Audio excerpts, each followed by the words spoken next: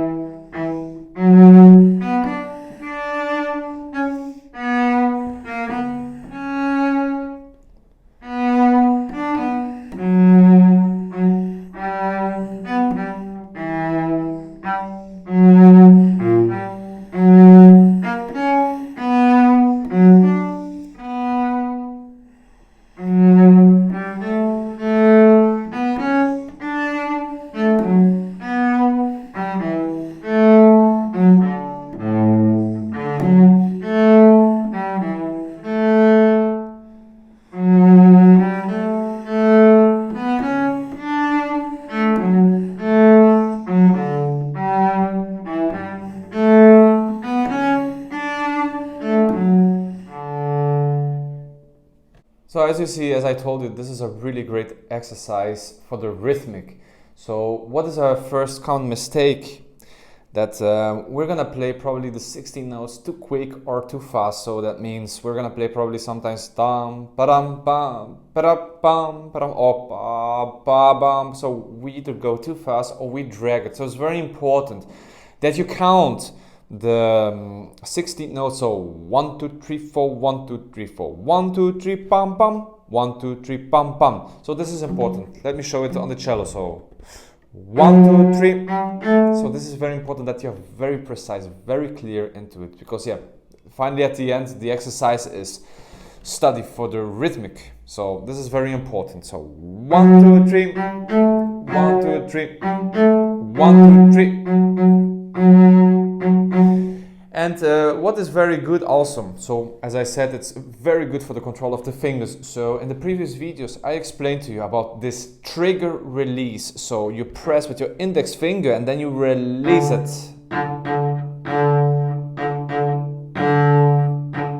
See? So this I explained. So you can return to these videos, watch it before continuing, because here it's quite necessary to use this trigger release plan. Anyways, so what do we have written here? First of all, we're playing in a quite comfortable tempo, andantino, andante, right, which is a walking tempo, so not too quick, easy going. So that's why we're doing it a little bit slower. The first variation is going to be moderate, so it's going to be even a little bit fast, and then we have in variation 2 Allegro, so there's going to be very quick. We're going to come in just a bit. So to start with, we see again the letters, the famous letters. So we have the G, until now you're supposed to know what it means. We have the SP, which is the top of the bow. Then we have the G again. Well, okay, I'm going to tell what it is. Ganze Bogen, so whole length of the bow, because probably a few of you here are new and didn't watch the other videos. So G means Ganze Bogen, whole length of the bow. SP means Spitz, an der Spitz, which means here at the top of the bow. G ganzer Bow, and FR means a frosch. I don't know, it's in German for at the nut of the bow, so or either at the beginning of the bow. So let me show this again slowly, right? Slowly and in very like precise. So there we go, G. Then we have the SP, which is here. And then we use this trigger release or press release plan. One more time. 1, 2, 3. Now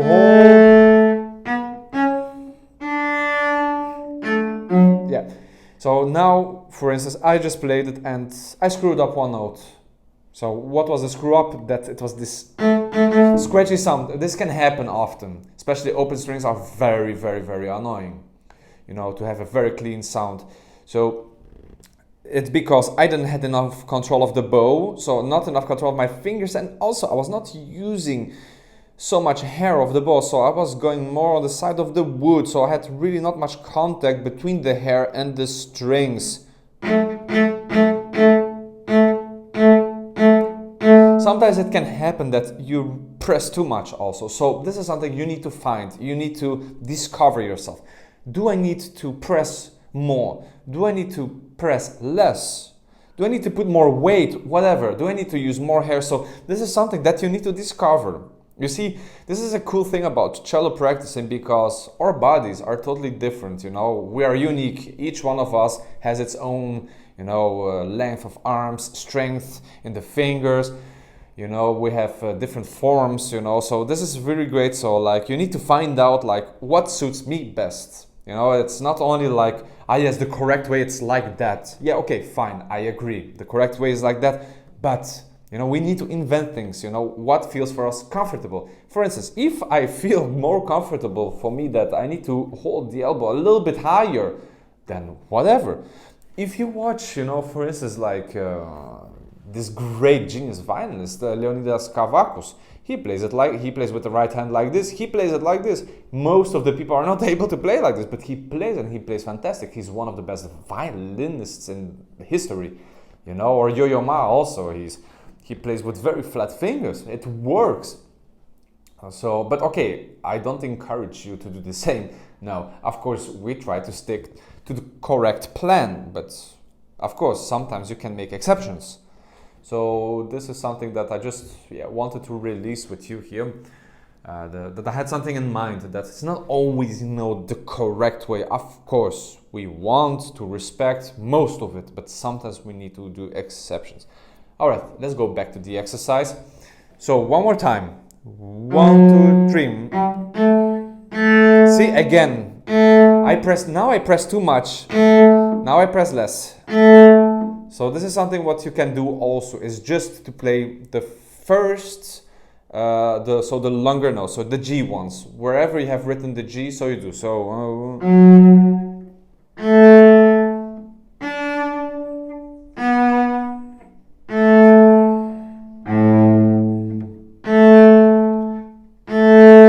I just played the first line. I'm not going to play the whole thing through, but you can do that. Just, you know, so always press a little bit, or press more, or press less.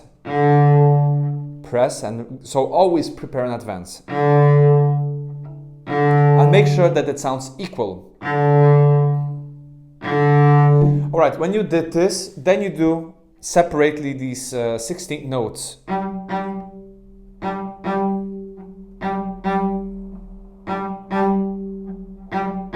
So this is also a great thing to do. So first step, then the longer notes, and then we're gonna do just the short notes. Can be on one note or one string. So we play and we release and we prepare. Same thing here, prepare, press a little bit. So like this. Then when you did both of them, you can combine them. So then we start. So one more time. This is a very tricky exercise, incredible.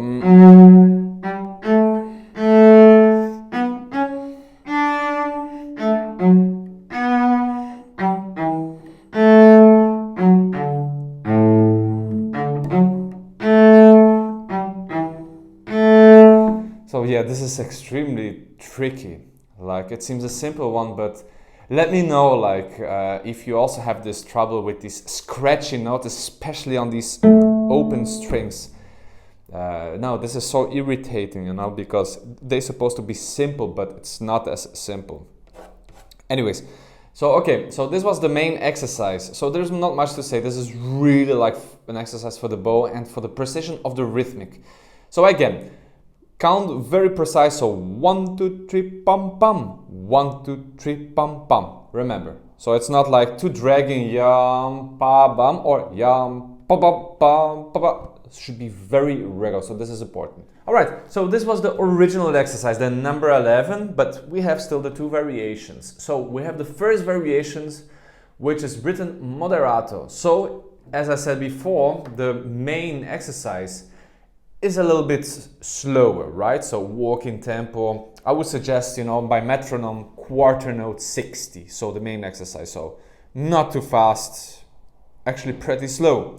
Now we are in moderato, which now we see there are other notations here. So we see HU, which is HU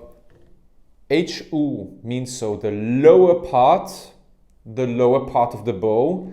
Then we go until the middle, and then we go HO, which means the upper part of the bow. So let me repeat this again in words, then I'm going to explain you by playing. So HU, lower part of the bow, M of course from middle, and then HO, which is the upper part of the bow. Then we see HO, upper part, this is to come back to the frog, right? So upper part of the bow, middle, under. So it's pretty simple. This part, middle, this part. Then for coming back, this part, middle, this part. Okay, this was talking. I'm not sure if you really understood, but I think you're gonna now understand better me playing it. So moderato, it's a slightly faster. So I would say maybe yum, pum, pum, pum, pum, pum, 1, 2, 3, tum, pum. Maybe it's too quick. I'm gonna try it. So first we start with the under part of the bow. So 1, 2, 3.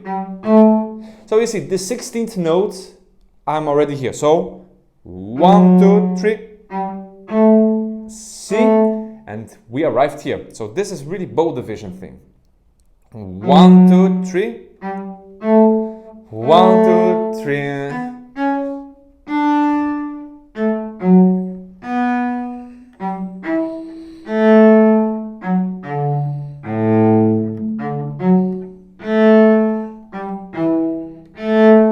So did you see how I went? So 1, 2, 3, pum pum, team, pum pum, pum, pum pum. So this is really bow division. So make sure that you really come into the middle when you play this short note, because or else it's pointless to do this exercise. So one more time. Lower part of the bow, middle, upper, upper, middle, and now under.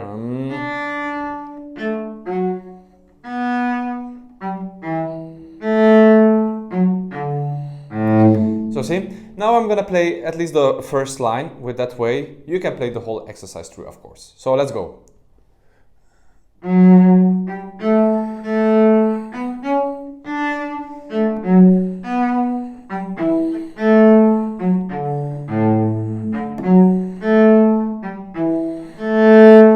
So yeah, you're probably gonna get confused sometimes because it's these combinations that get very tricky. But do that a couple of times and it's gonna be fine. It's not so difficult and it's not that fast, so you can really take this tempo 1, 2, 3, pum pum pum pum pum. If it's too fast for you, do it slower. No problem at all. Feuillard, he explained very good in this book here that he prefers, you know, that people really play slow in the beginning and then bit by bit they take a fast tempo. So if you are not really like secure about yourself, don't rush in a huge tempo here. Take your time slowly. So in order to control everything, then you go faster and faster and faster, which comes now to the Allegro. So the second variation, we see everything is M. What? Everything is in the middle. Why is that?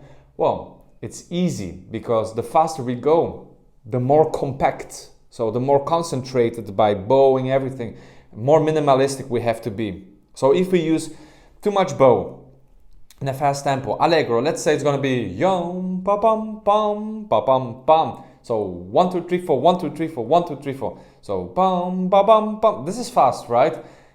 So let's say if we're gonna play that tempo with the original bowings, I'm even afraid to play because it's gonna sound like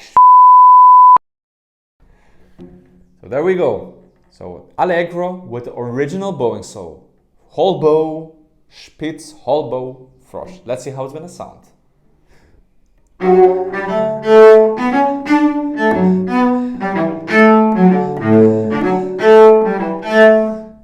Sounds like sounds horrible, sounds anyway.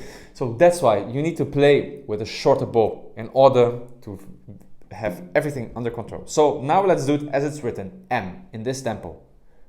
1 2.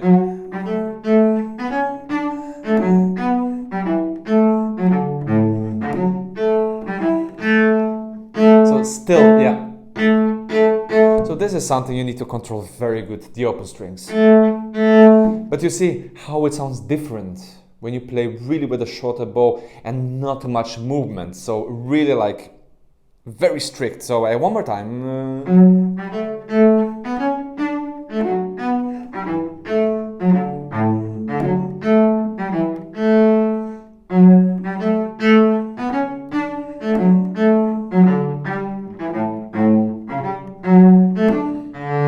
So here the trick is, so of course, in the slower ones we can press, right? So not too much because we can have this crap sounds. But now here, when we go to Allegro, we are not pressing the same way as we press on the slow one. Here it's really now softer, gentle even.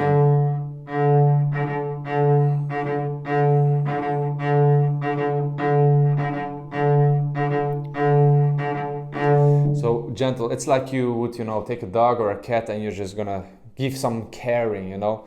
So it's really gentle, extremely gentle. So not extremely technical. It's not that. It's more. Maybe try also play just open strings or one note and try to find, you know, this one. So this lightness, this elegance. You know, be gentle.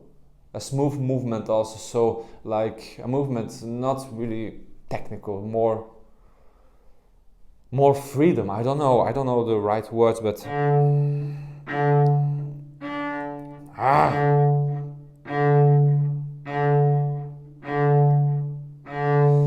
So try this out and then again separately.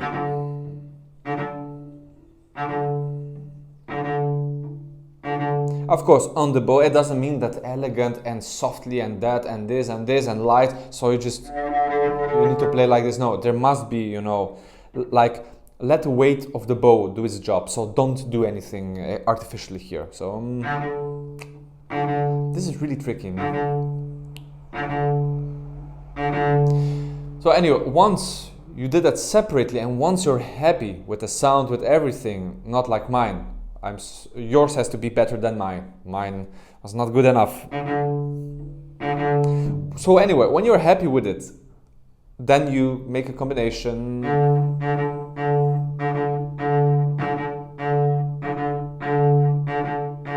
Then you play with the notes.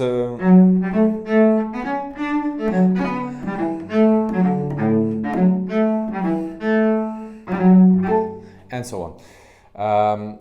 Then this is a great exercise. By the way, if you're playing any popper right now, popper, this Hochschule Etude, these 40 etudes, this is a great one.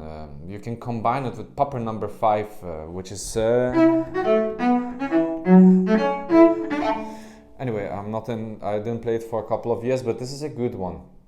So this for sure you can do when you do the number 11. Then you can combine it with popper number 5 if you're doing the poppers. If not, okay, one day you'll do it, and when you're gonna do the popper number 5, then you're gonna remember the way you practice number 11 of Feuillard, which is gonna be easier for you.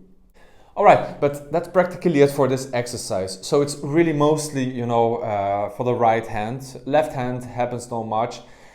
And I mean, of course, I can always, you know, talk a little bit more about left hand, but okay, there are the other videos, you know, that I talk way too much about the left hand. So if you have watched them all, or at least parts of it, then until now, I'm sure your left hand has to be better. So, and I'm talking about this prepare in advance, you know, like your hand has to come first before your right hand. If you understood that idea, then I'm sure here you have no problem at all. All right, then we finished this lesson, and next video, so the next lesson, we're gonna talk about double stops. So yay, it's the first time we're gonna talk about double stops, and one of my followers here is gonna be happy because she was waiting very long for that exercise. So next time, this exercise is gonna be dedicated to you. So double stops is excellent, and I'm gonna show you the how and what and why, and anyway, you're gonna see it in a couple of days. Have a great weekend all, have a great rest, recharge your battery, so Monday we can start with full energy and improve our cello technique and basics in order to play everything with more comfort. See you, bye bye.